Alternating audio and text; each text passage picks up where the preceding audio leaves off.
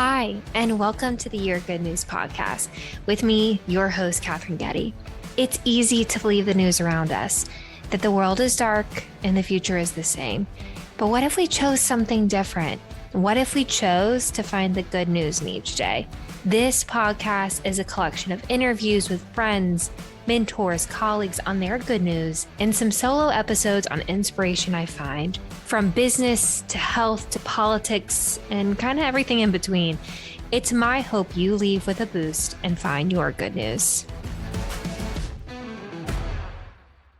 Hi, and welcome again to another episode of the Your Good News podcast. I am so thrilled to say I have a returning guest joining today's episode. This episode features a hilarious and heartfelt, and wow, I sound like a Hallmark card interview with Hunter Wallace. Where do I even begin about Hunter? If you haven't listened to our first episode together, episode 22, titled Enough, we delve into the idea of showing up authentically and what does it mean to be enough for ourselves, so much more. If you haven't listened, like I said, run, don't walk to listening after this episode. So as a refresher, and I just love reading his bio again, Hunter is a Southern belle with city sass. He's lived in Alabama, the District of Columbia, Washington, and Colorado. He has hopped around this country, discovering what fills his cup outside of a large glass of wine and the true meaning behind loving yourself. We had so much fun. So much fun recording that we are splitting this interview into two, yes, I said two, count them two, episodes, one this week and one in a few weeks. And don't worry, there will be a solo episode for you next week. I invited him back on because we had so much joy creating it and had so much great feedback on the first episode that I really felt like there was more for us to learn and grow and so much more good there. And this episode delves into self-discovery even more. We talk about therapy, anxiety, how fitness can help and hurt. And without further ado, my interview with Hunter Wallace. Welcome back to another episode of the Your Good News podcast. I am particularly excited to have my guest back on the show, Hunter Wallace. Welcome back. Like I start every single episode, Hunter, what is your good news for today? Ooh, Katherine, Miss Getty, all the above. I was thinking about this. I think I even texted you before this and was like, what is my good news? And I think one of the conversations I had with a friend today was, my good news is I'm not allowing other people to cause me anxiety because I cause myself enough anxiety. I can't have those outside people. Rule number one, I'm number one. And number one causes enough anxiety. I don't need number two to cause me anxiety. I feel like, could you teach us your ways? Are there any ways that you're like, trying to incorporate that into your life? Like you take a deep breath or disassociating. Like I know when I disassociate, I'm like, okay, their stress is not my stress. I feel a little bit better, but is there anything you can share with listeners on how to do that? I think because we are also empaths, we pull from other people, and sometimes their stresses and anxieties can kind of become ours. And I have a fine line where I try to stop that because I have to remember it's their life and it's not mine. And though they could be my best friend, my family member, a significant other, I can't really allow that to happen because there's already, like I said, there's already enough anxiety in one person. So to have another one, and where I really try to do it is, especially with individuals, if I don't meet their expectations or if I don't meet my expectations of what they thought it was, or they're mad at me, unless they're coming to me and saying to me, you've caused this in me, you've made me upset, which I love when people give me feedback. It's like one of my new favorite things. I just can't let other people cause me anxiety. And I try and temper it here and there. I mean, there's going to be moments that other people cause this anxiety because it's our fault. And the best you can do is you can apologize, get the feedback, work on the next thing. And so It's a per person, per situation thing. It's like you have to almost wash it off your shoulders and be like, whatever Jay-Z say, dust off your shoulders here. Like, God, that was so bad. No, I really just have to. Were you inspired by the Super Bowl? When I tell you, when Mary J. Blige came out and started singing Family Affair, I about lost it. I know. And so, yeah, I really just, it's person by person. And I really try and think of the scenario. Why is it causing me anxiety? Who might be causing it? I just have to make sure that I walk into every scenario and kind of like, or leave a scenario and figure out why is it that they're causing me anxiety? Is it this is it. Is it in my control or is it out of my control? Yeah. And if it's in my control, an apology, feedback, figuring out what's up. It's out of my control. I don't want to say I just walk away from it, but I do have to I have to sit in a scenario. It's like, I can't do anything about this. Yeah. And so I have to speak it to the universe almost and be like, you can't do anything about this. Yeah. Well, what I'm hearing and I've had recent very personal experience with this is that when it's in your control, it's taking ownership and we talk a lot about, I feel like in the last episode, we talked a lot about authentic and being owning our own stuff. But when it's out of our control, I feel like a lot of the times it's projection. It is, they're either uncomfortable with how you show up or they're uncomfortable with how they're not showing up or some weird combination of the both. And so I hear you on that. If it's out of my control, I'm not gonna let it sit at the table anymore. You're not having a seat at the table. Yeah. And I think I might've said this on the last one, but something that I had dinner with my old boss last night and we had the best 2-hour kiki, just catching up with each other. And we were just kind of sitting there and we were discussing something. And I guess another part of my good news is I just kind of understand now, and it's taken a long time. And I can't remember if I said this on the last one, but not everyone's going to like me. Are you kidding me? I am loud. I am extremely gay. I am, a heartfelt, loving, deep, genuine clown of a human being. As my mother says, I'm a well put together shit show. Not everyone is going to like me. And that used to bug me to death. Oh my God. It eats at my core. I'm why don't you like me? I think in the South, I grew up trying to please everyone with every decision and how I show up and how I did. So I hear you. And I feel like a lot of people are yeah, I have that experience. Yeah. And it's just kind of walking away from a scenario to be okay, so-and-so didn't like me. And there's not too much I can do about it at that point, even if I'm trying my hardest. But I will say this, when you're in those scenarios, you don't be fake. Don't try and be the person that they want you to be. Because I think we've all done that in relationships. We are all trying to be the person and we subside and we reduce certain aspects of ourselves in order to please others. And in certain scenarios, that works. If you need to do it for a business purpose, not dropping fuck every other word, subside yourself a little bit, as I've been told by a few bosses. God, the world of politics. I mean, every other word out of someone's mouth is F this and F that. But no, it's really just figuring out how you can walk into a scenario and then leave and being okay, that person just gave me the snark face as I left. And okay, can't do anything about it. I'm going to go to the next place and hang out with people that I can show up as myself and they're not going to judge me for it. I mean, don't get me wrong. Some of my friends judge the shit out of me. So it's just you're being a lot. And I was you're not being enough. Thanks for coming to my TED Talk. And goodbye. Well, I think one last thing I want to pull through is the subsiding to meet other people's expectations.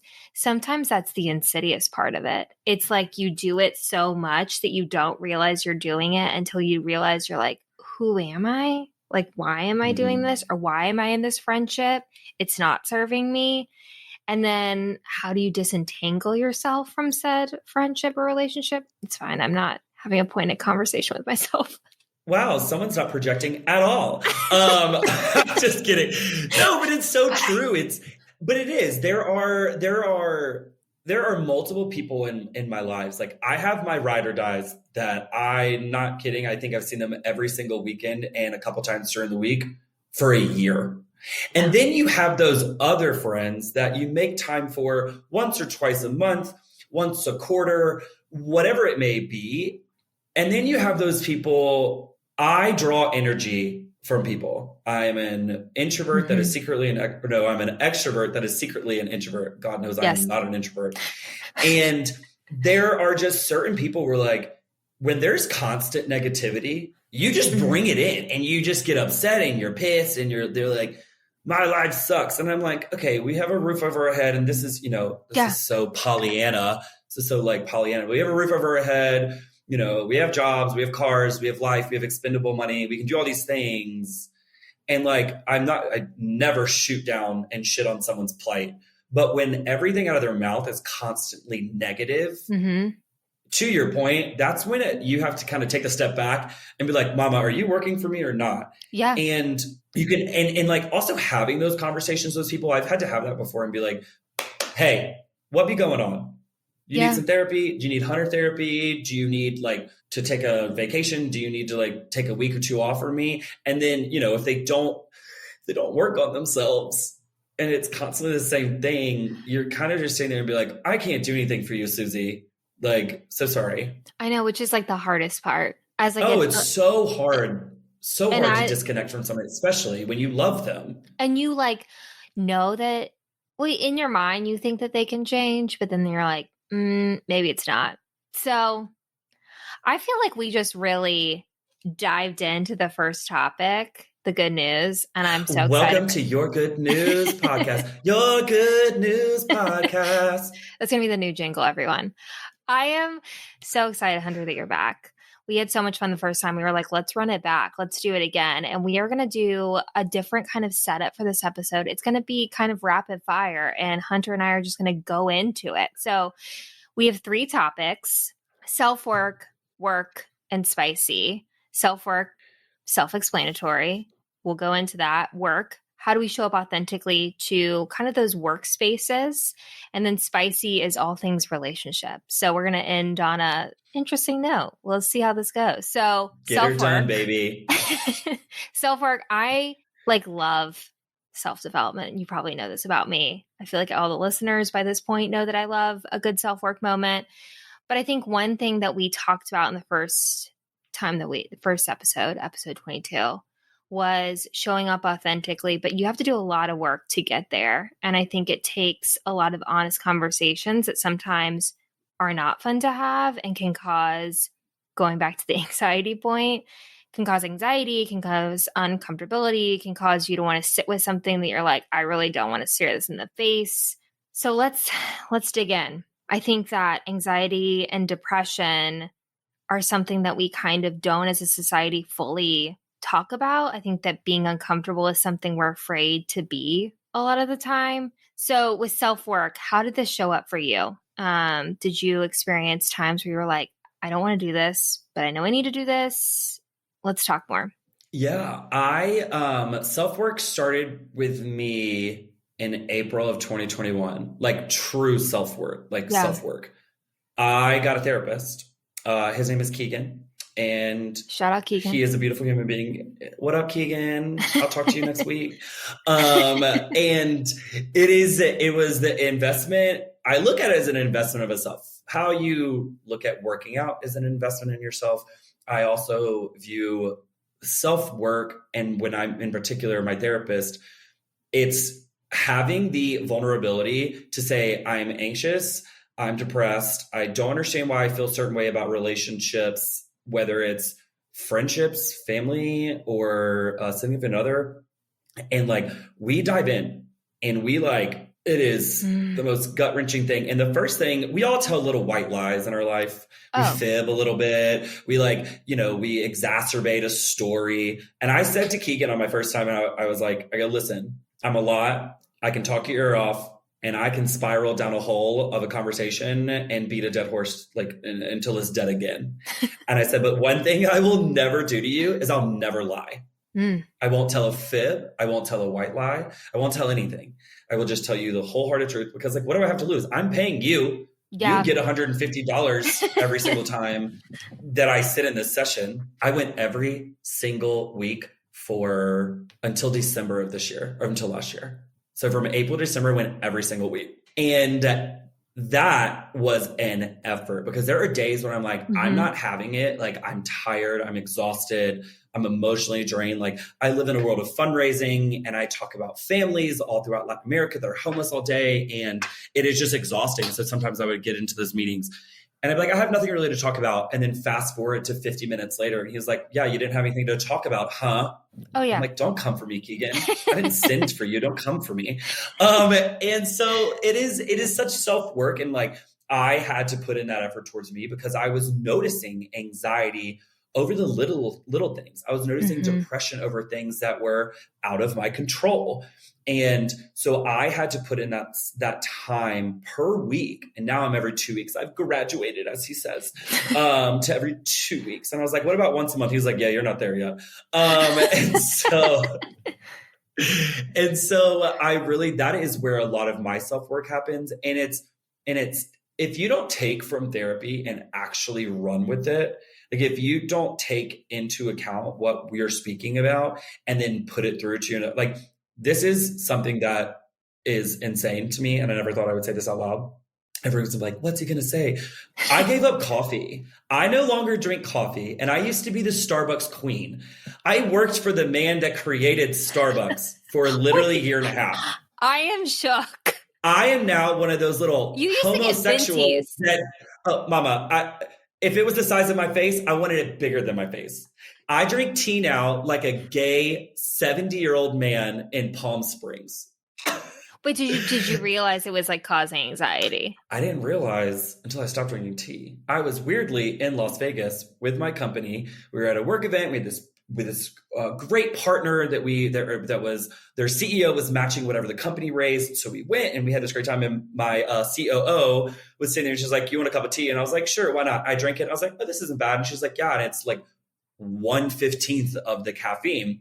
And so I almost had to like, mind fuck myself initially. And now I realize it's the ritualistic side of things, whereas like a hot cup of tea is like coffee. But it took a lot, but I was noticing my anxiety was subsiding over things that, like, at work, if there was 15 emails in my inbox that were new, I was anxious and didn't know what to do. And I was like, oh my God, so much energy. What's going on? Now I'm like, okay, I'll just take it one step at a time. Never thought it would be this way. I really didn't. And my friends, it's like I'm vegan and I talk about being vegan all the time.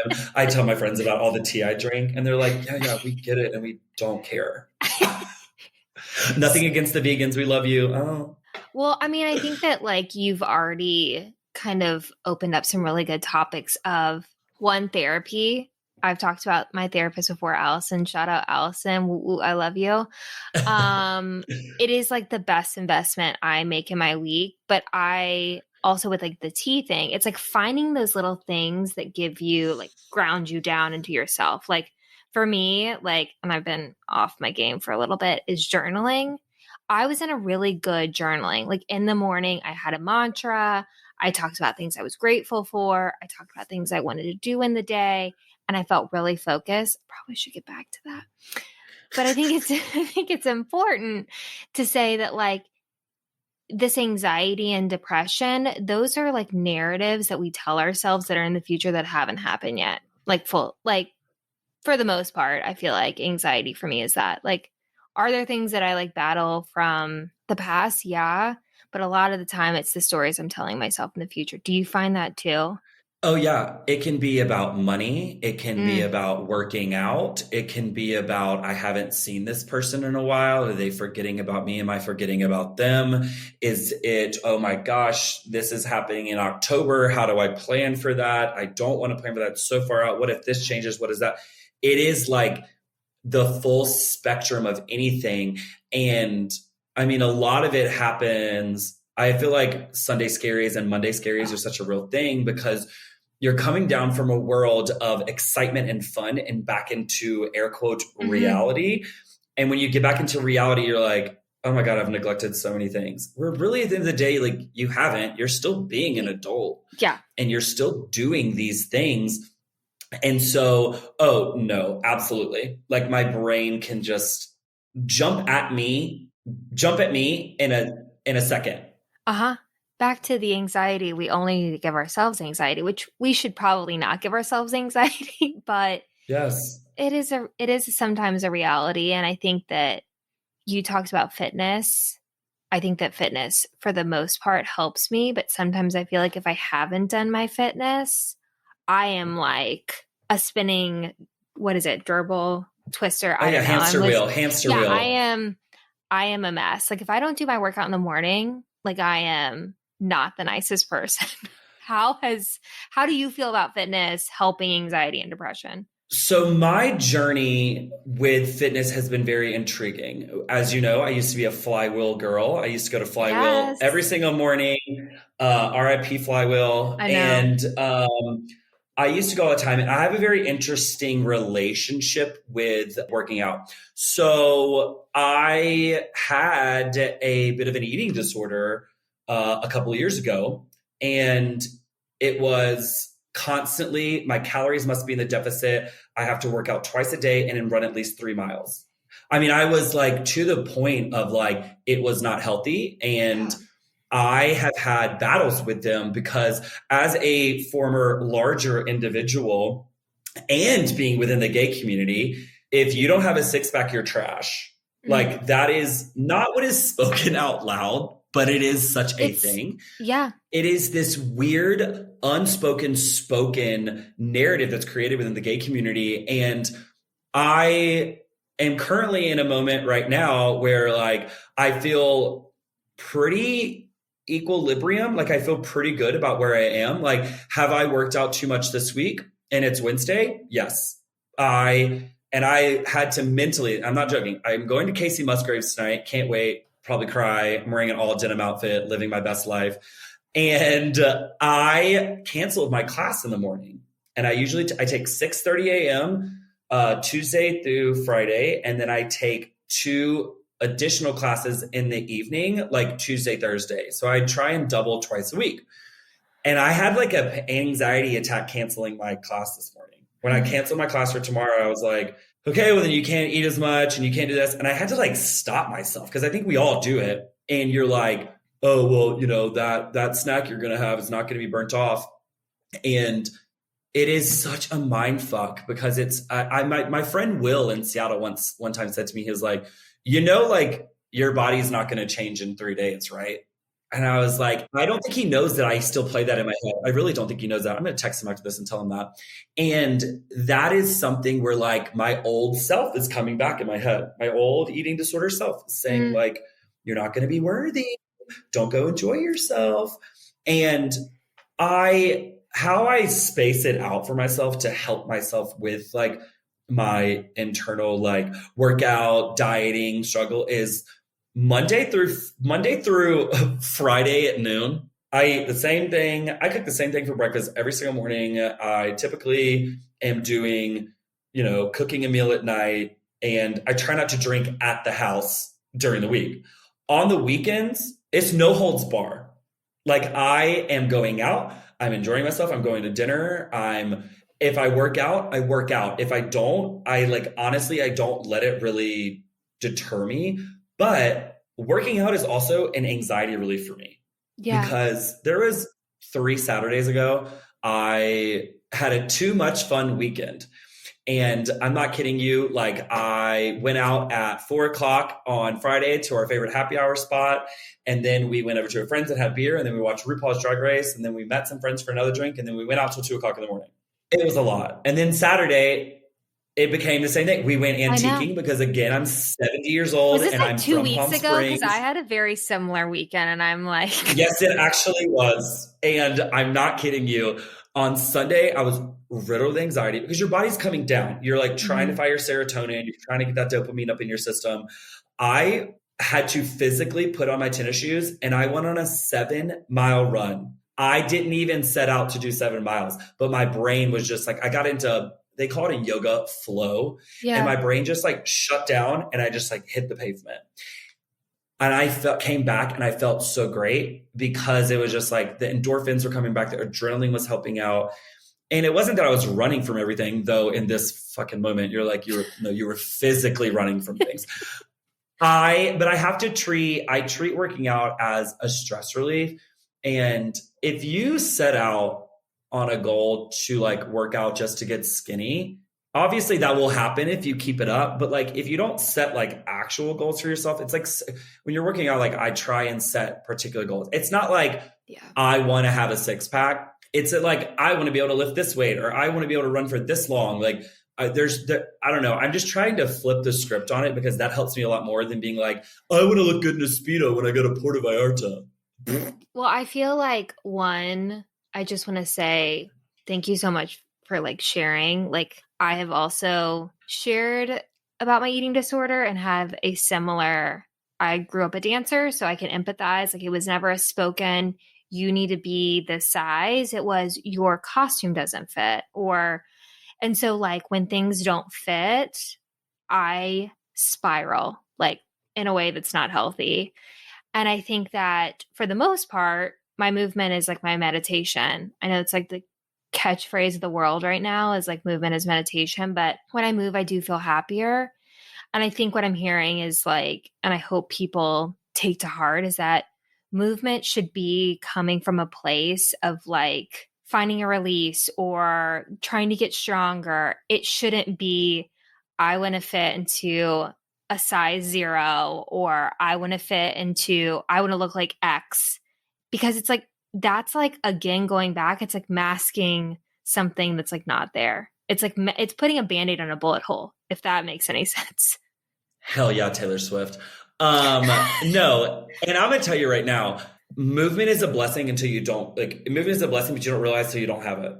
Yeah. And when a year ago in November, actually when this aired, our first one aired, I ruptured my Achilles, and I went 7 months in physical therapy, 2 to 3 days a week.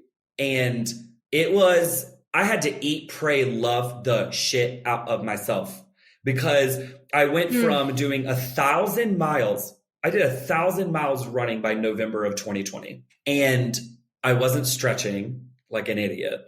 And mama, I popped that Achilles. It ruptured in half in Mexico on the second day of a 7-day trip. How did you find medical service? Like, let me give you the narrative here. I felt like I was on a boat. I was literally so we went out, and it was like COVID was like released, but not. And we were at this outside bar, and this song by Todrick Hall came on, Hair, Nails, like all that song. So mama, I start strutting down the street. I'm like, yes, work. I plant my foot and pivot, and it felt like my foot fell through a sewer grate. And I looked up at my friends, and I was like, I just ruptured my Achilles. And they're like, no, you didn't. And I was like, no, I'm pretty sure I just ruptured my Achilles. I went to take a step, literally couldn't move my heel, ankle, any of it. So fuck you, Todrick Hall. Just kidding. I got a cameo from him on my birthday that was like, heard you popped your Achilles. Happy 30th. I died. I actually died. So I'm not kidding you. I popped my Achilles. I limp over to this outside bar, and I looked the bartender dead ass in the face. And I said, I need 2 shots of tequila. I have not smoked in a number of years. I looked at him and I said, and find me a cigarette. That was the greatest cigarette. That was the greatest dart I've ever had in my entire life. So you're like, the moral to the story is everyone stretch. That is absolutely. I don't know why I just went off on this tangent, but eat, pray, love, and like body is movement. Body is movement. But like not being able to move, and to go from running that much and working out, seeing definition in your body, to like I'm eating gelato and making cookies and baking like so much. It was like and then now I remember when I got on the treadmill for the first time, I was at physical therapy. I got on the treadmill for the first time. There's a video. I bawled my eyes out on the treadmill, because it was one of those things of like, I had to relearn how to walk upstairs, walk downstairs. I had a heel in all of my shoes for 5 months. I had a knee scooter. Talk about 70-year-olds in Palm Springs again. I had a bell on it. My best friend, Allie, literally gave me a donut bell. And one time I was darting through Target. I started ringing my bell, and I took a corner. I took out a kid. And literally the mom looked at me and she's like, what's wrong with you? And I was like, I'm a cripple. I'm so sorry. I don't even know what to say. Me either. I mean, I think the lesson in it all is like in the self-work category is that like having a mirror to yourself sucks. It's not fun, but it pays dividends. Being honest with where you're at pays dividends. Like being able to find your releases, may that be tea for you. I'm not going down your tea journey. May that be therapy, may that be journaling, may that be running, may that be whatever it is. And like really holding on to that so that you can show up your best self. It's kind of like. Yeah, I was on a date, I'd probably say like a week ago. And or actually it wasn't a date, it was a friend date. And he said something to me that like really caught me off guard in a good way. And he said to me, he was like, yeah, I made a motto in 2021 where every morning I was going to look at myself in the mirror and half smile. So you don't always have to be excited when you wake up. And what I took from that, and I've actually been doing that literally the past like week and a half, is I wake up and I sleep in the nude. Everyone calm down. Don't get images in your head. And I'm like, hello. And I like walk into the bathroom to brush my teeth and I look at myself and I smile.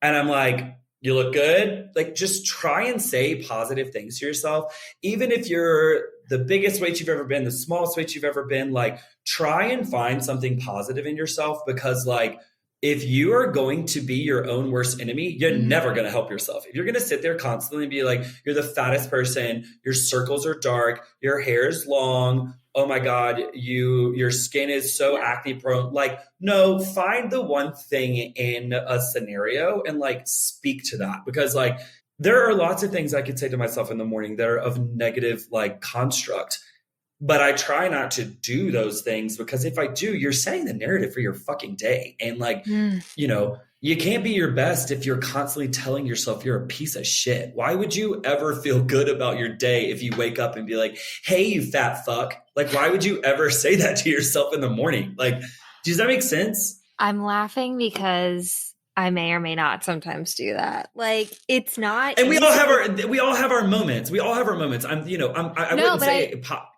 I think hypocrisy is going to be a thing, but you have to kind of preach it to the world. Well, I think it's like it's like the things that you tell yourself, those become like the like playlists in your mind.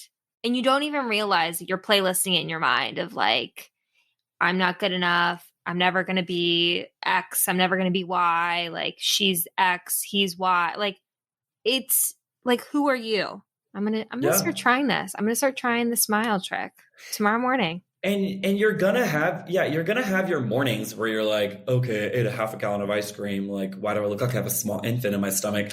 But you like, but it was delicious. You really do, and you enjoyed life. Oh, it was, because life is fucking short. Like, I don't know why that's been on my brain recently. Maybe it's because my birthday's coming up. But I'm like, this could all be gone tomorrow.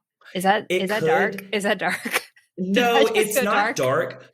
No, but like, mama, I could get hit by a bus tomorrow. Yeah. Let's pray to God that doesn't fucking happen. I mean, I'm texting you tomorrow. You better milk this. You better milk this podcast if I get hit by a bus. You better be like, he got hit by a bus and he talked about it. Cash it in. Get on Oprah. Get on like Ellen. She might be canceled. Get on all of it.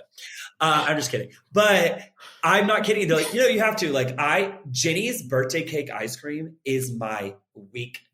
Wait, is it? And I'm telling you, there's a Jenny's across from my apartment. I've never been. I know where you live. You live across from the Lululemon.